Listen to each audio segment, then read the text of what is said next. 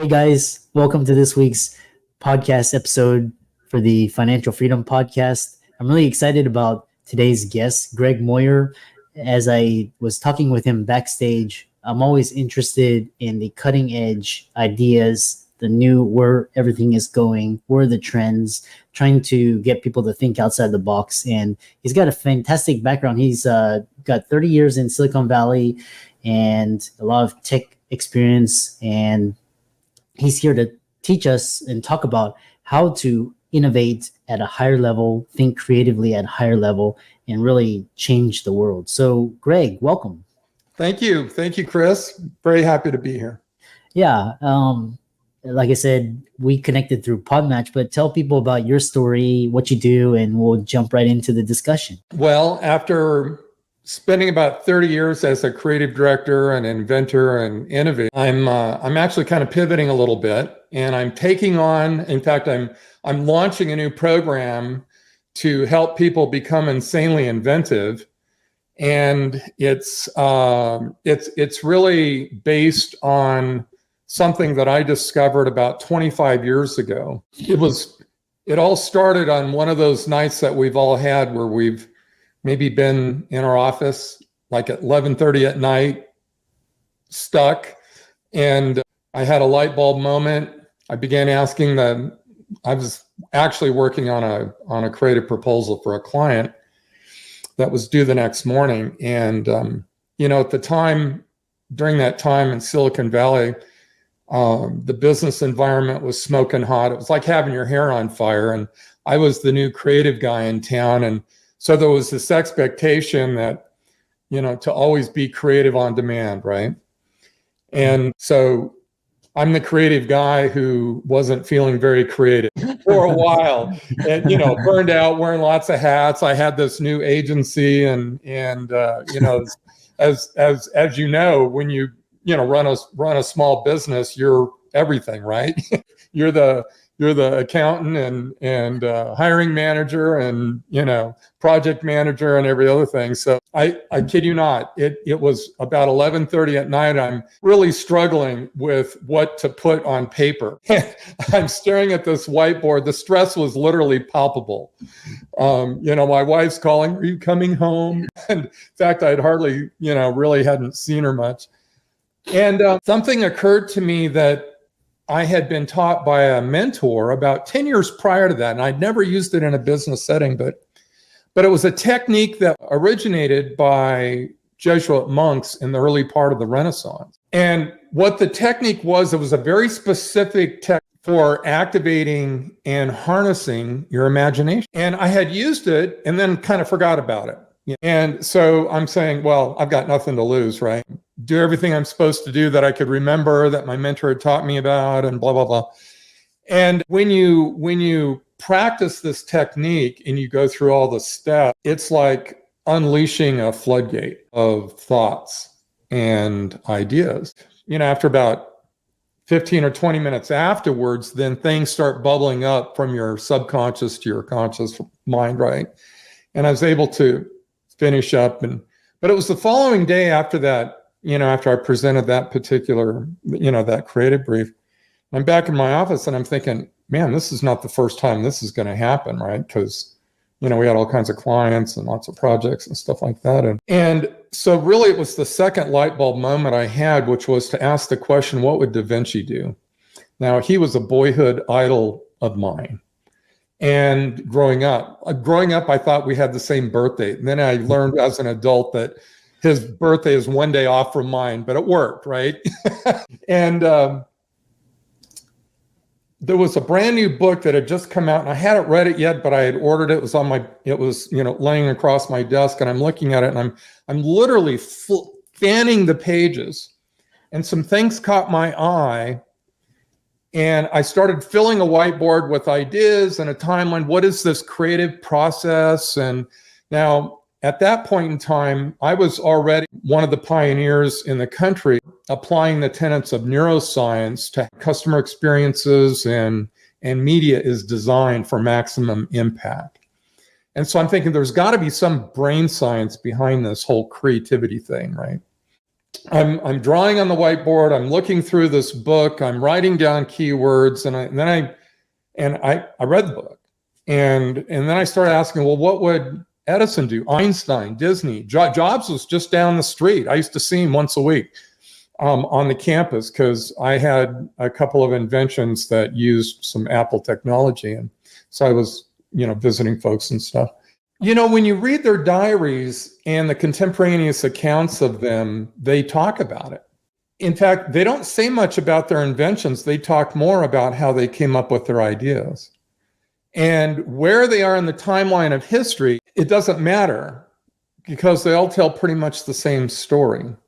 And I paid really close attention to what I was learning. And what I discovered was a pattern and sequence, these ways of thinking, these thinking and doing habits that were common across all the greatest innovators, past and now through testing and interviews and stuff, present. We've been a lot of new discovery and testing done that today's innovators, significant innovators, score in the 80th and 90th and 100th percentile of the same core breakthrough skills that were demonstrated, skills and behaviors, by significant innovators in the past. And so I learned from that, I practiced it, and I achieved great things with it, and it changed my life.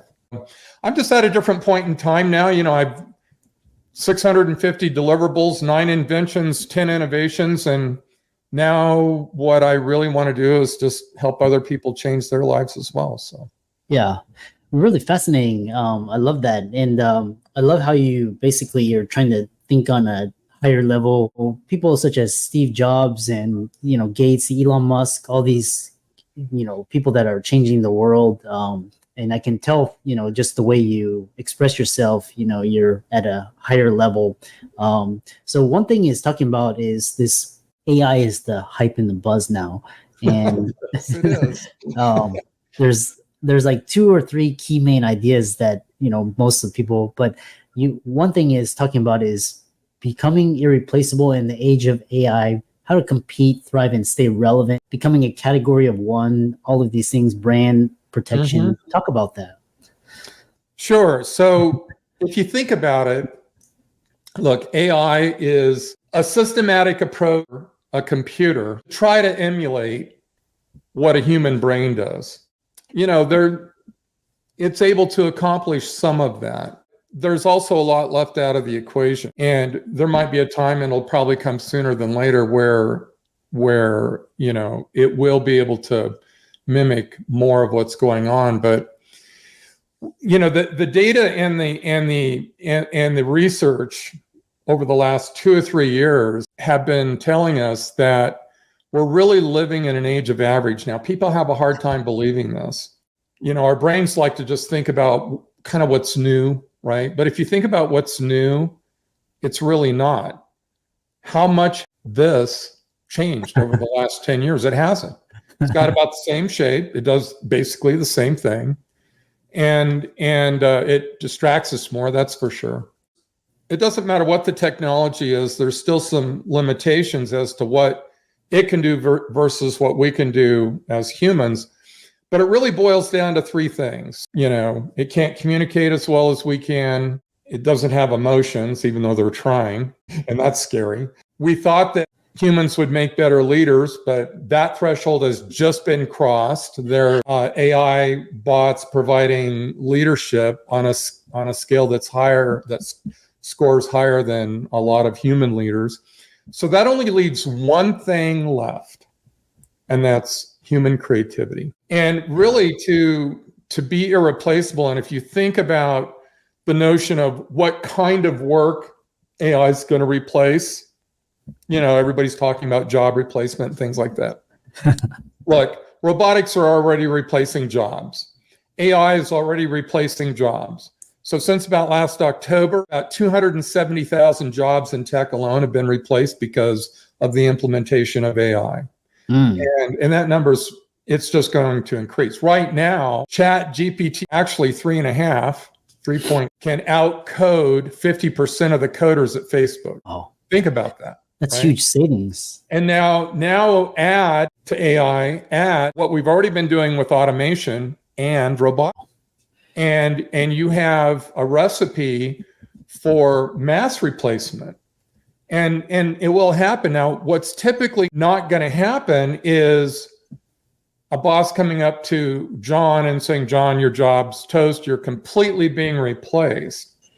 What we're seeing is not our job in its entirety, but if you take 10 people in marketing, one person with an AI app can accomplish maybe percent of what those 10 people were doing. That means, and maybe not 100% of any one individual, but 40% of each or a variation thereof. That means probably 4 people are going to lose their job. And so when we talk about creativity, we really have to think about it in the terms of operating in a higher order of creativity than what most people normally think about. And there are kind of different levels, right? There's the creativity of, our kids drawing a picture and you put it on the refrigerator. There's the creativity of writing a poem, creating a PowerPoint deck for your team at your company or whatever. Most people don't actually operate beyond that level. Then there's the creativity, maybe inventing a new process,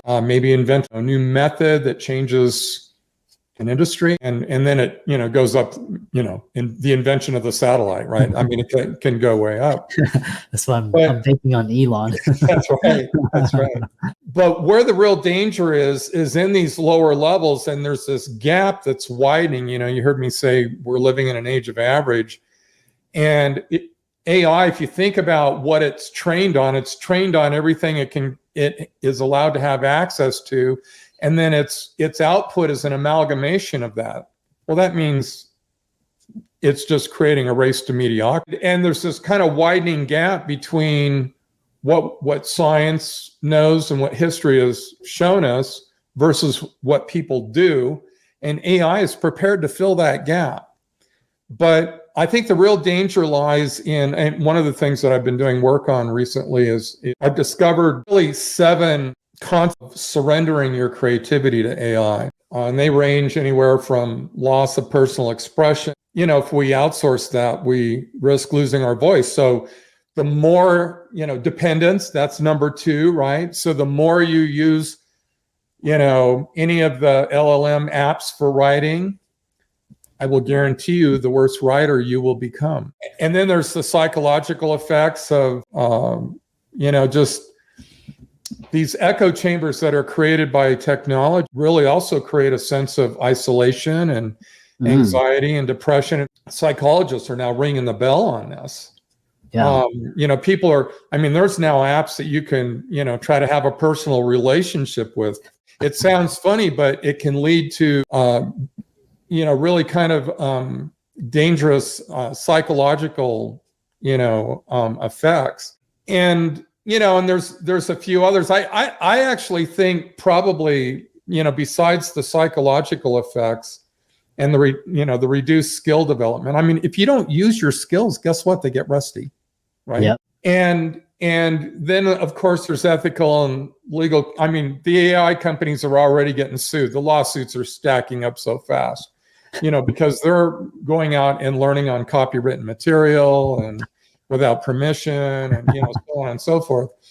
But I think societally, so individually, those things I think are concerning. Yeah. But I think societally, I think the biggest danger is homogeneity. Yeah, absolutely right.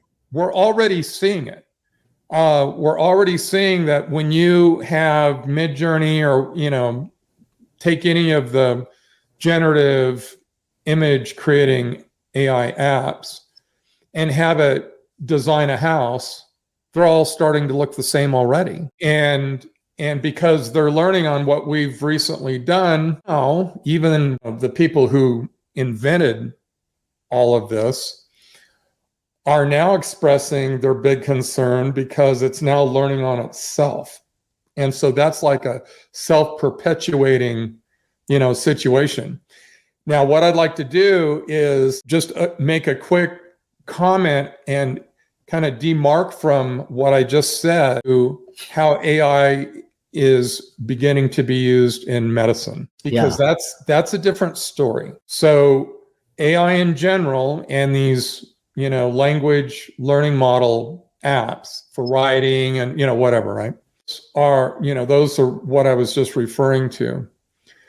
But you can also take these same models and have them only focus on a narrow aspect of data or information. And that's where they move from being, concerning to being, maybe having a really great outcome. So for example, teaching it with a limited learning model, teaching it how to, find cancer, for example, and things like that. So I just want people to go into this with their eyes wide open. It's not all good, but it's not all bad, and learn, recognize the difference and make your choices accordingly on how you're going to proceed with it. Yeah, it's quite interesting. It's like if a Google engineer, makes $500K a year, and basically you can use ChatGPT for $20 a month, think about how many, Google engineers or Facebook, all the, like, how much that could save the company. This brings into question whether or not, like, for example, I spent tens of thousands on editors last year, and now I just use ChatGPT and some AI editing, and it's like I saved tens of thousands, and it's in my productivity 6x, almost 10x by the end of the year. And if AI is gonna kind of change jobs, and this brings into question, kids are struggling in school and paying hundreds of thousands in debt, and is this really the best way? And Khan Academy and YouTube, all these, podcasting as well. It's where this brings into so many questions. And I think Elon was saying that there's the two most disruptive is going to be climate change, which people are not prepared for, and then also AI. So this coming wave, it's it's going to be, it's like a tsunami if you're not ready. That's right. And you know what I think the irony about his comment was, because I remember when he made it, is that AI is climate change unfriendly technology there is. I mean, AI is creating more carbon than most small towns because of the amount of computing power it requires. It is sucking energy like you can't believe. I mean, it is just really unreal. So there's really kind of an interesting irony there, I think. Well, you're absolutely, I think what you said is spot on. I'm using some AI apps in a limited way because I did a lot of testing. I was actually kind of a little skeptical, and I'm glad I was, because I have a really high level of expertise in the neuroscience of how our brains are designed to consume information and store it. But I also have a high level of expertise in how our brains, in how the whole creativity engine in our brain works. Yeah. At least to the point of what we know. I mean, there's still some mysteries, but unfortunately, our brain didn't come with instructions. But we've learned a lot over the last 3 or 4 years, and I can't tell you how much AI is wrong and really kind of lame, and also how it just makes stuff up. Oh yeah. So what I always suggest to the folks that I've been working with is maybe use it on the early stages. I mean, it's great for outlining. It's great for kind of coalescing your thoughts and things like that, right? Yeah. And maybe pulling in some things that maybe you didn't think of or whatever. Don't lose sight of how powerful your brain already is. Our brains, I mean, even the folks who, have launched all these recent AI apps, all admit in a New York second that it still cannot keep up with the human brain. Yeah. And our brains are just amazing things, and they get more amazing the more we use them. So don't lose sight of that. But I love to hear about you're able to be more efficient. I'm starting to use and in fact, for the first time I started using an AI video editing app. Oh my gosh, I think it I just recorded like 42 videos and had to, do a bunch of editing and whatnot on all of them. And I think it cut the amount of time that I would have had to have spent probably by at least 60, 70%. Oh yeah. It's amazing. So that, for that, I'm really grateful. There will, the train's already left the station. Our lives are going to be changed, whether we're prepared for it or not. And I think that I really do believe the people that are going to be most prepared are going to be the ones who deliberately activate, their abilities to be creative, to be more on demand, and basically do the things even the AI experts say is going to be a little while before AI can do. And that's the human part of it, right? Yeah. So, yeah. It was like basically when the internet came and people didn't know how to use websites, or people didn't know how to set up e-commerce sites. And then when social media came, if you didn't know how to use that to build an audience and create engagement, if you didn't know how to use SEO, you were SOL, because people can now access millions of people just, for a fraction of the cost very easily. So AI is the same way as well. And there's some stuff coming down the road that would just scare you. I mean, wait till Chat 5. Oh man. I mean, it's going to operate on a factor of probably more than 10x of Chat 4. Oh man, that's gonna be powerful but scary. but regardless, one of the conundrums that they're really facing is this whole notion of it training on its own output, because a lot of the AI output, all of us that are experimenting or using it, right, on a, as part of the course of what we do, a lot of that output is getting put back out on the net, and that's how AI learns, is what's out in the wild, right? You have a closed model, like what you might use, for some kind of medical purpose, and it doesn't have to be medical. You can, like, I'm getting ready to move my learning series over to a platform that is gonna let me use an AI app to just learn my content. So it's not, it's not going to be like chat where you can just, where it's going to go out and universally respond to anything. It's going to learn, my content and whatever I ask it to learn, and which could be even all the things, like my posts and stuff like that.